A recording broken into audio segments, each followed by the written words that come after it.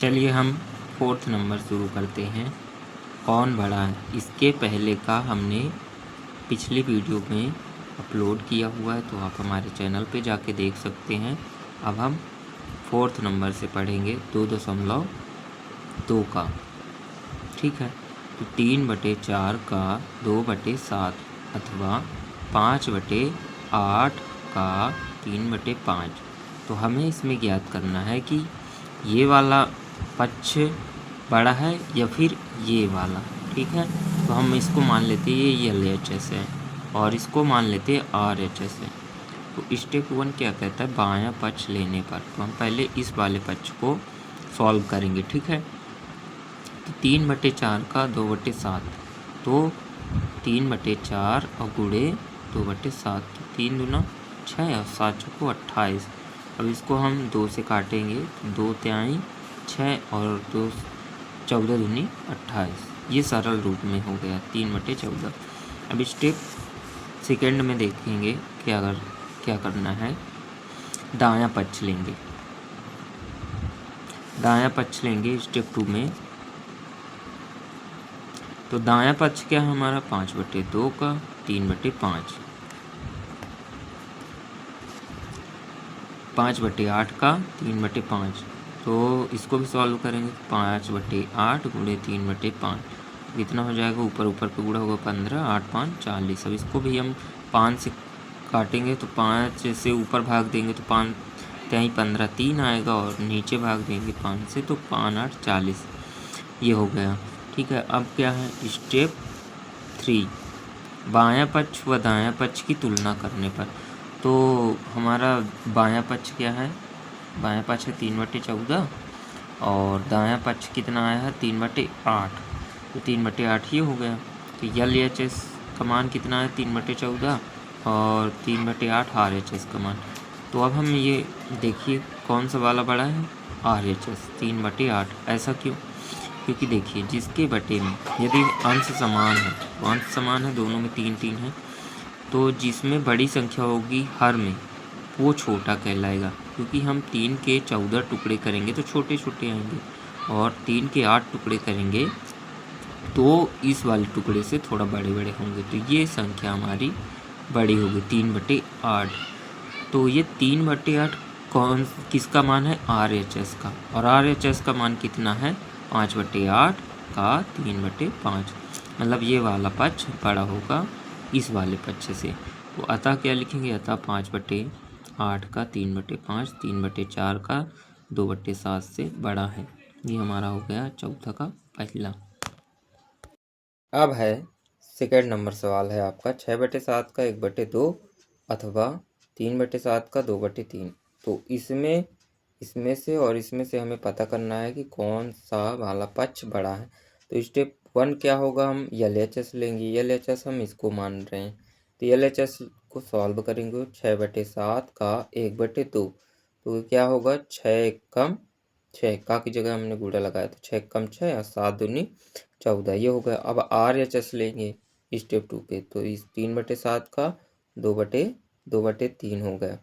तो का की जगह गुणा लगाया हमने, ऊपर वाली संख्याओं का गुणा कर दिया, 3 दूनी 6 और नीचे वाली संख्याओं को गुणा किया तो 21 आया। ठीक है, अब ये LHS और RHS इन दोनों की हम तुलना करेंगे। ठीक है, तो तुलना करने पर क्या प्राप्त होता है, स्टेप 3 में 6/14 बड़ा होगा 6/21 से। हमने आपको अभी बताया है पहले सवाल में कि जिसमें नीचे बड़ी संख्या रहेगी, यदि अंश समान है तो नीचे जिसमें बड़ी संख्या रहेगी वो छोटा होगा, और जिसमें छोटी संख्या कम होगी वो बड़ा रहेगा। तो इसमें क्या है 14 है, इसमें 21, तो ये छोटा कहलाएगा, ये बड़ा, क्योंकि अंश समान है इसीलिए। अब हमें देखिए यदि बड़ा दो भिन्नों में हमें पता करना है कि कौन बड़ा है कौन छोटा, तो हमें क्या करना होगा, या तो अंश समान करने पड़ेंगे या तो हर समान करने पड़ेंगे। मतलब अंश या तो बराबर हो या फिर हर बराबर हो। ठीक है, ऐसा करना पड़ेगा। तो इसमें क्या है, अंश बराबर है, इसीलिए हमने पता किया। यदि ऊपर भिन्नों में ऊपर जिसमें बड़ी संख्या होगी वो बड़ा होगा, लेकिन नीचे जिसमें बड़ी होगी वो छोटा होगा, ध्यान रखना है चीज़, ठीक है। तो इसलिए लिखेंगे 6/7 का 1/2 बड़ा होगा 3/7 का या 2/3 से। ये हो गया आपका दूसरे का आंसर। अब हम अगला प्रश्न पढ़ेंगे। प्रश्न क्या दिया हुआ है आपका 5वां नंबर। शैली अपने बगीचे में 4 छोटे पौधे एक पंक्ति में लगाती है। 2 क्रमागत छोटे पौधे के बीच की दूरी 3/4 मीटर है। तो प्रथम एवं अंतिम पौधे के बीच की दूरी ज्ञात करो। तो पहले क्या लिखा है, एक एक करके हल करेंगे। शैली अपने बगीचे में 4 छोटे पौधे लगाती, तो हम 4 छोटे पौधे लगाएं एक पंक्ति में, एक लाइन में, ठीक है, लगाएं हमने। अब इसके बीच की दूरी कितनी है, एक पौधे के 2 क्रमागत छोटे पौधे के बीच की दूरी। तो क्रमागत का मतलब है पहला पेड़ फिर लगातार दूसरे पेड़ के बीच की दूरी, ये पेड़ और इस दोनों पेड़ के बीच की दूरी, ठीक है।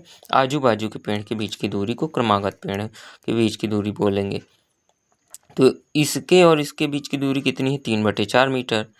तो 2 क्रमागत छोटे पौधों के बीच की दूरी 3/4 मीटर है, तो इनकी भी दूरी तो 3/4 मीटर होगी। इन दोनों के बीच की दूरी, ये भी तो क्रमागत हैं, क्रम से आने वाले पौधे हैं, ये भी है, तो 3/4 इसकी भी होगी। अब हमें कुल दूरी निकालना है कि प्रथम पौधे से अंतिम पौधे के बीच की दूरी। तो हम इन तीनों को जोड़ देंगे तो हमें पता चल जाएगा कितनी होगी दूरी प्रथम पौधे से अंतिम पौधे की बीच की दूरी। तो 3/4, 3/4 और 3/4, कितना आएगा 9/4 मीटर, मतलब 9/4 मीटर इनके बीच की दूरी है प्रथम पौधे से अंतिम पौधे की, ठीक है। अभी कुछ आपको सब हल में लिखना पड़ेगा हिंदी में। चलिए देखते हैं क्या लिखना है। चूंकि लिखा है 4 पौधों को एक पंक्ति में रखने पर उनके बीच की अंतरालों की संख्या कितनी है, 3 है। चूंकि एक अंतराल की दूरी 3/4 मीटर है, 4 पौधों को एक पंक्ति में रखने पर उनके बीच अंतरालों की संख्या 3 है। इसका मतलब देखिए कि एक अंतराल ये बन रहा है पहले पौधे से दूसरे पौधे तक, फिर दूसरा दूसरे से तीसरे तक और तीसरा तीसरे से चौथे तक। तो ये अंतराल है, बीच का डिफरेंस दूरी, तो उसको अंतराल बोल रहे हैं हम। तो अंतरालों की संख्या कितनी है, 3 है ना, 1 है, 2 है और 3 है। तो चूंकि एक अंतराल की दूरी 3/4 मीटर है, एक अंतराल की कितनी दूरी है मीटर में, 3/4 मीटर। तो 3 अंतराल हैं, तो तीनों अंतरालों की दूरी कितनी हो जाएगी, मतलब तीनों अंतरालों को दूरी को जोड़ देंगे या फिर हम 3 से गुणा कर देंगे, क्योंकि 3 अंतराल, 3 का गुणा करेंगे 3/4 मीटर में तो कितना आएगा 9/4 मीटर। 3 3 9 और बटे में 4 मीटर। अब हम इसको मिश्र भिन्न में बदल सकते हैं। आपकी किताब में आंसर ये दिया है, तो हम इसको मिश्र भिन्न में बदलेंगे। तो 4 का भाग 9 में देंगे तो 2 बार जाएगा, 8 आएगा, एक शेषफल आएगा। तो मिश्र भिन्न क्या बनेगी, 2 सही 1/4। अब देखिए इसमें आप यहाँ तक भी कर सकते हो, यहाँ तक कर सकते हो या फिर इसको भी कर सकते हो, ठीक है। वैसे आंसर तो यहाँ भी आ रहा है आपका, तो इसी को आप मिश्र भिन्न में डायरेक्ट बदल सकते हो। तो ये आपका आंसर है, आपको जैसा ठीक लगे आप कर सकते हो। चलिए अब हम प्रश्न नंबर 6वां देखेंगे। तो चलिए अब हम प्रश्न नंबर 6 देखते हैं। लिखा है लिपिका एक पुस्तक को एक सही 3/4 घंटे पढ़ती है, ठीक है। वह संपूर्ण पुस्तक को 6 दिनों में पढ़ लेती है। उस पुस्तक को पढ़ने में उसने कुल कितने घंटे लगाए। तो एक दिन में उसने, तो हम लिखेंगे हल में, लिपिका ने पुस्तक को एक दिन में पढ़ा, कितने घंटे पढ़ा, एक सही 3/4 घंटे। अब वो 6 दिनों तक रोज एक सही 3/4 घंटे पढ़ रही है। तो यदि हम 6 का गुणा कर दें या फिर इसको 6 बार हमें जोड़ना पड़ेगा, तो हमारे लिए सरल क्या होगा, 6 का गुणा कर दें, क्योंकि रोज इतना पढ़ती है वो। तो हम 6 का गुणा कर देंगे तो 6 दिनों का निकल आएगा कितने घंटे पढ़ी वो। तो लिपिका ने 6 दिनों में पुस्तक को पढ़ा, 6 गुणे एक सही 3/4 घंटे। अब हम ये मिश्र भिन्न है तो इसको विषम भिन्न में बदलेंगे तो 7/4 हुआ, ये 6 हुआ, इतना घंटे, ठीक है। तो कितना आया, 42/4 घंटे। ये हो गया 42/4 घंटे आंसर। लेकिन अभी हम इसको क्या करेंगे, सरल करेंगे थोड़ा, क्योंकि ये 2 से कट रहा है ना ऊपर का, तो हम इसको 2 से भाग देंगे तो कितना आएगा, 21 दूना 42 और इधर कितना आएगा, 2 दूनी 4। तो 21/2 आपका आंसर होगा। घंटे लिख सकते हो आपकी 21/2 घंटे वह कुल पढ़ती है। लेकिन हम क्या करेंगे, इसको मिश्र भिन्न में बदल देंगे, क्योंकि आपके आंसर्स मिश्र भिन्न में आ रहे हैं इसीलिए। तो 2 का भाग हम 21 में देंगे, ये हम इधर साइड में लिख सकते हैं कि हमने कैसे इसको बदला है। ठीक है, तो 2 का भाग 21 में देंगे तो 10 आएगा, 20 इधर आएगा घटेगा तो 1 आएगा। तो हम 10 सही 1/2 घंटे आप लिख सकते हो लास्ट में। अतः लिपिका पुस्तक को कुल 10 सही 1/2 घंटे में पूरा पढ़ लेती है। ठीक है, 6 दिनों में पढ़ लेती है। तो आपका ये 6वां सवाल भी हो गया। अब हम देखेंगे 7वां। हम 7वां देखते हैं क्या लिखा है। एक कार 1 लीटर पेट्रोल में 16 किलोमीटर दौड़ती है, तो 2 सही 3/4 लीटर पेट्रोल में यह कार कुल कितनी दूरी तय करेगी। तो हल लिखेंगे हम। एक कार द्वारा 1 लीटर पेट्रोल में तय की गई कुल दूरी, तो 16 किलोमीटर। एक कार 1 लीटर पेट्रोल में 16 किलोमीटर चलती है। तो अब हमें निकालना है कि 2 सही 3/4 लीटर पेट्रोल में, अब ये हमें पता नहीं कितना होगा लीटर, लेकिन 2 सही 3/4 लीटर पेट्रोल में कितनी दूरी तय करेगी, कुल यही निकालना है ना। 2 सही 3/4 लीटर पेट्रोल में कार द्वारा तय की गई कुल दूरी कितनी होगी। 1 लीटर में 16 किलोमीटर, तो इसमें हम 16 का क्या करेंगे गुणा, क्योंकि इतना तेल है हमारे पास। 1 लीटर था तो 1 लीटर गुणे 16 करते तो 1 ही आता, यहाँ 16 आता।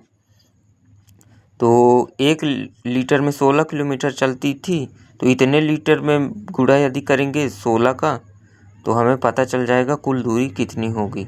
तो कितना आएगा, इसको हम मिश्र भिन्न को विषम भिन्न में बदलेंगे। 4 दूनी 8, 3 11, 11/4 आया, और गुणे में ये लिखा है 16। तो ये बटे में 4 है, इधर 4 से भाग जा रहा है 16 में, तो 4 से भाग नीचे भी ऊपर भी, तो 4 एक कम 4, और इधर 4 चौको 16, तो ऊपर 11 चौको 44 किलोमीटर। ये आपका आंसर हो जाएगा। ठीक है, ये आपका प्रश्न नंबर 7वां हो गया। अब हम 8वां सवाल देखेंगे।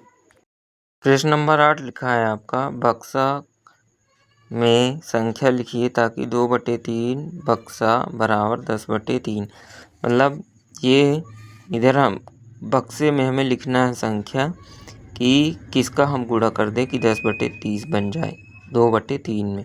ठीक है, तो देखिए हमें भिन्नों का ही गुणा करना है इसमें। तो 2 का गुणा यदि हम 5 में कर दें तो 10 बन जाएगा, तो इसीलिए हम लिखेंगे ऊपर 5। और 3 का गुणा यदि हम 10 में कर देंगे तो 30 बन जाएगा। तो 5/10 क्या होगा, बक्से का रिक्त स्थान में आंसर होगा।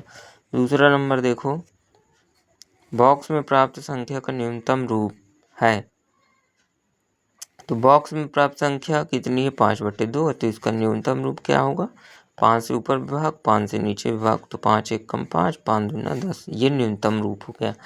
फिर क्या है, बी नंबर है, बक्से में संख्या लिखिए ताकि 3/5 गुणे बक्सा बराबर 24/75 आना चाहिए। ठीक है, तो क्या करेंगे, बक्से में हम किसका गुणा कर दें कि 3 में 24 आ जाए, तो 8 का गुणा हम कर देंगे तो 24 आता है 3 में, तो 8 से 24 हो गया ऊपर, और 15 का गुणा हमें 5 में करना पड़ेगा तब 75 आएगा, तो हम इधर लिखेंगे 15। तो ये आपका आंसर हो गया 8/15।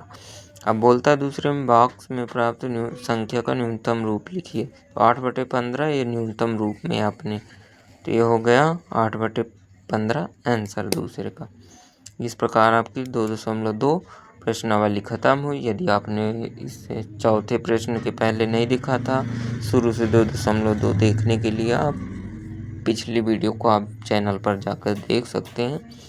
तब तक के लिए गुड बाय, सी यू।